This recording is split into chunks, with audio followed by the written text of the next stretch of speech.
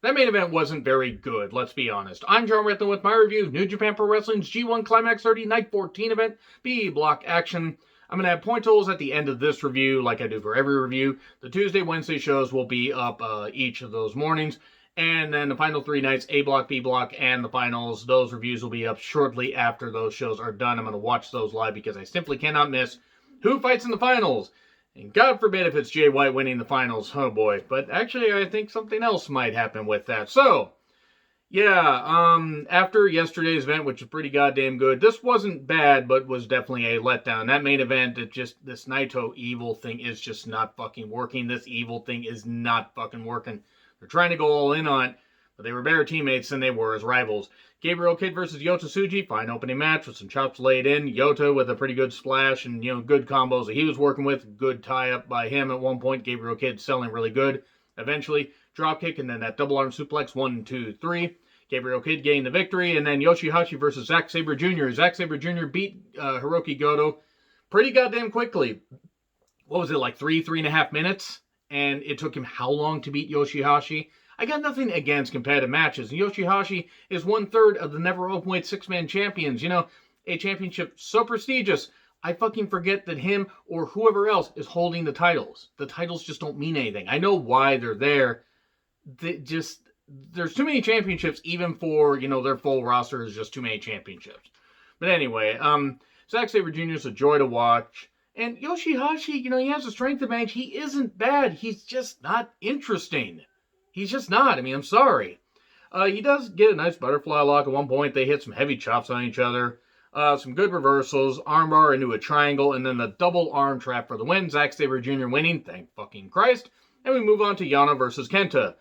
A lot of comedy. They barely had any goddamn offense in this thing. But you know what? Yano's antics don't get old to me. Now, as long as his matches aren't that long. Once they are, it's like, okay, Yano, you're repeating the same shtick. But him and Kenta were having like, no, you drop this, no, you drop this. Briefcase, turnbuckle, and chair, and this kind of stuff. And then a lot of water to the face. Man, these guys were climaxing so much. Even the ref got it in the face. Have fun on seeing that. If I have to think these things, don't ask why. You have to think them. And then there was tape in the briefcase for some odd reason. And they battled to the stage. And then the taped briefcase came in. And then we get Yano taped to the entranceway, stuff. And then he gets counted out. Kenta wins. And then intermission, Sonata versus Juice Robinson. Look, the match was good. Juice has shown up in this tournament, shown a whole lot more heelish and aggressive action. And Sonata, when he's fucking motivated, is goddamn phenomenal. He makes it look easy. Juice hits superplex and a jackhammer combination. Counter for counter for counter for counter for counter. Then we get, skull end and then the moonsault 4-3. So Sonata gaining 2 more points. Pretty much everybody that I'm mentioning right here is basically out of the running. There's like a couple people with 8, but it's pretty obvious, with this close, like there's only 2 more days, they're not going to win it. But we then get to Goto versus Tanahashi. Now, this was good. This, I would argue, should have actually been the main event. I get why Evil versus Naito was the main event, but this would have at least been better. You could have maybe had Goto say something, but this is the better match. Yes, Goto maybe doesn't have the best personality or really any, and I feel bad saying that because I love Goto. He's fucking fantastic.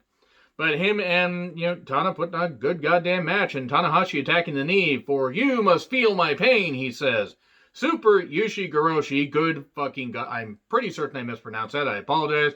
Reverse GTR and then GTR for 3. And Tana showed up and put on a good goddamn showing, but that GTR, thing of beauty, and Goto getting 2 points. Evil versus Naito with Dick Togo, and Dick with not a very non-tranquilo pullout.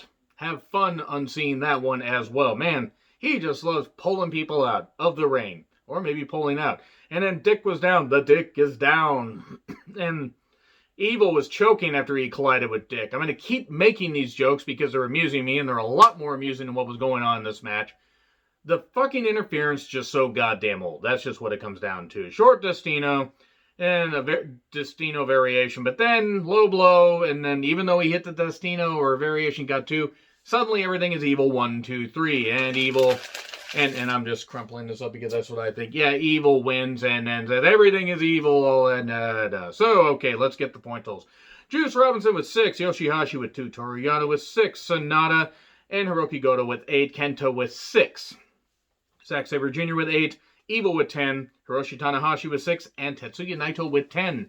And Evil's got the tiebreaker over Naito. So unless Zack Saber Jr. suddenly wins his last 2 and Evil doesn't, only wins like one of them, hey, Evil could do it. Or, Zack Saber Jr. could do it. That would be a bit weird if he got that.